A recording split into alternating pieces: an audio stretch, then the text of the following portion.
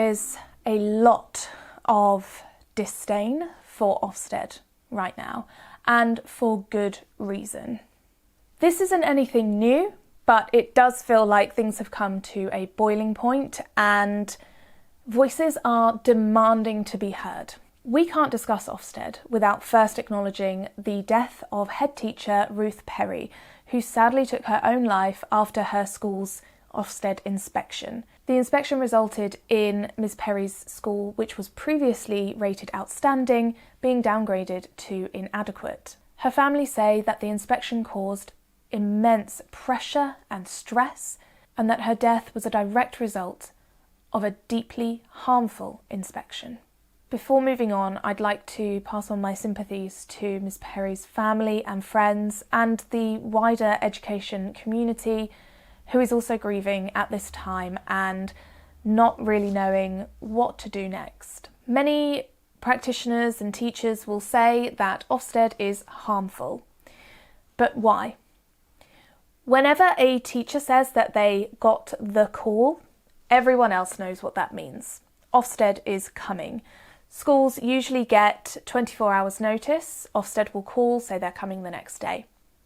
Cue absolute panic. Now, I know a lot of people will say that schools shouldn't panic when Ofsted are coming because Ofsted should just see what happens every day. And yes, that is absolutely true. But unfortunately, the way Ofsted works, it isn't really the case. Unfortunately, Ofsted isn't about coming in to support schools and to celebrate their achievements and the positives. Staff feel that Ofsted come in to judge and pick holes and find all the negatives they can. There are lots of accusations of Ofsted being extremely political, so whatever is going on in politics at the time, that will influence their judgment. Of course, accountability is important. We need to make sure that all schools are keeping children safe and giving them a good education and that their well-being is looked after. We need to make sure schools are doing their jobs. Ofsted, how it works right now, is not the way to do it. Take a look at this tweet from @HB_history on Twitter. It's a picture of a staff room, we all know those chairs, and some pizza boxes. And it reads, "'Twas the night before Ofsted." Every teacher knows what that means. As soon as a school gets the call from Ofsted, staff know they will be working into the night to make everything as perfect as possible. The stress and pressure from creating all of these hoop jumping pieces of paperwork is overwhelming, and schools are so worried about Ofsted coming in that they want to make sure everything is perfect, every display board looks perfect, that there is absolutely nothing that Ofsted might pick them up on. And so the photo in this tweet is an all too familiar one. Ofsted only get to see a snapshot of a school, right? They get to see one day.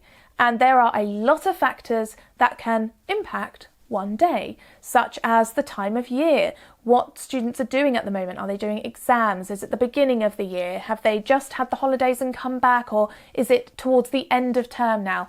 Is it Christmas when primary schools are all doing their Christmas plays?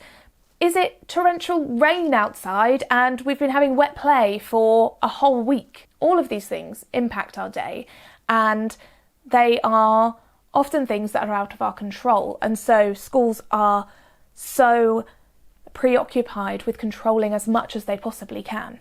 Ofsted relies a lot on data, particularly previous exam results, for example. But this is only a very small part of a child's educational journey. And I don't know about you, but myself as a parent, exam results are not the main thing that I'm concerned with.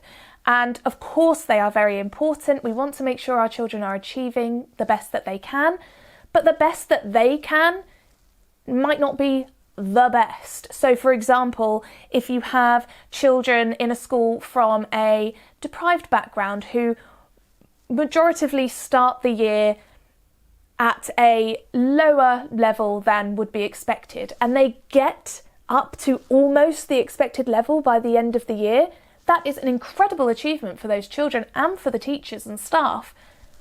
But when you look at the exam results, it doesn't look that spectacular. And unfortunately, Schools with children from disadvantaged backgrounds usually fall victim to this criteria. We also have the problem of Ofsted not inspecting schools very often at all. So this one day could be one day and then no other inspection for 6 years, 10 years even.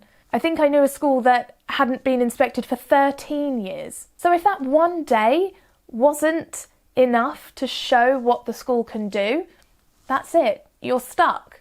There is so much fear around Ofsted and it makes me feel really quite cross because no one should fear going to work, and yet the mere mention of Ofsted starts making your heart beat faster as a teacher. No one should fear going into work. No one should fear this judgment. Ofsted, or an organisation that comes in to inspect schools, should be a collaborative organisation, one that comes in, notices the positives in a school and then the areas for improvement and supports them to improve those. I read a tweet recently that said that if you take your car for an MOT and it doesn't pass, you are told all of the things that you need to do to fix it. You can take it away, fix it, come back and then have it pass the MOT. Why can't this be the case with Ofsted? Why can't an organisation of inspectors like Ofsted come in, see the school, see the positives, celebrate the achievements, and then with the areas for improvement, tell the school about them and give them time to improve them, rather than having to wait for the judgment and then not being able to do anything about it? It has been suggested by many that we just do away with these one-word judgments because they're not actually that helpful and they don't really tell you the full picture about the school, and maybe a general summary would be good, or broken down into different areas.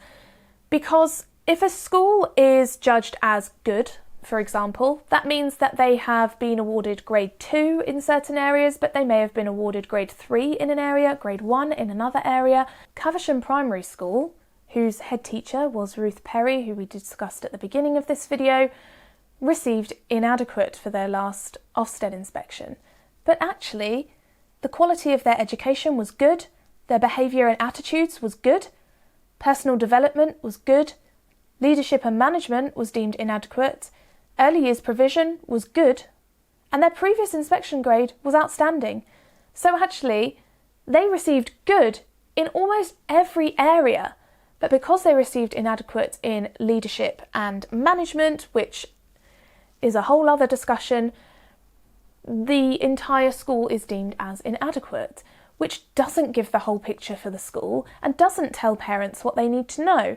I know a lot of parents use Ofsted judgments to know which school they should send their child to.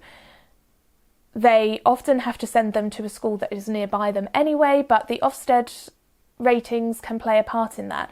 But what we're not telling parents is that these ratings aren't giving you the full picture. Just look at this Ofsted report for Caversham.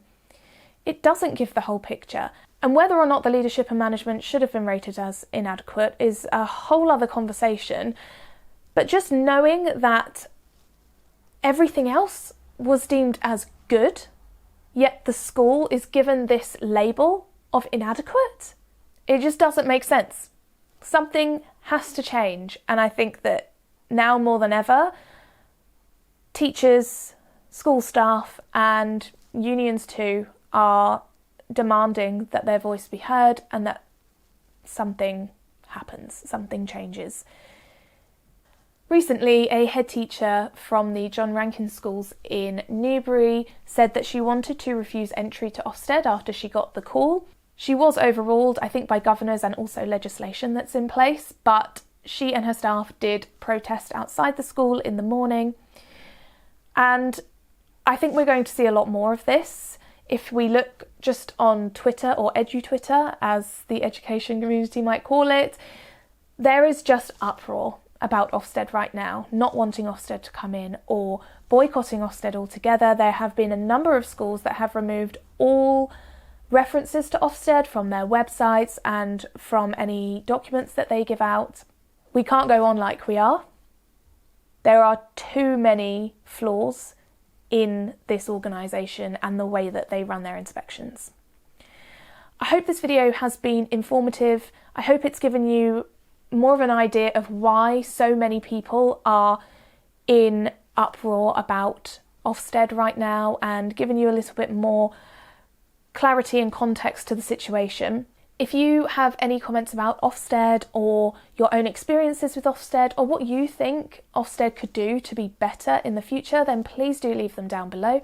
I will leave some links in my description box about some of the things that I've talked about, and as I have mentioned, taking one's life in this video, I will also leave a link in the description box below where you can find help if you or someone else is feeling like they are maybe in that situation. Thank you so much for watching. This was a heavy video, but I think it's important to talk about.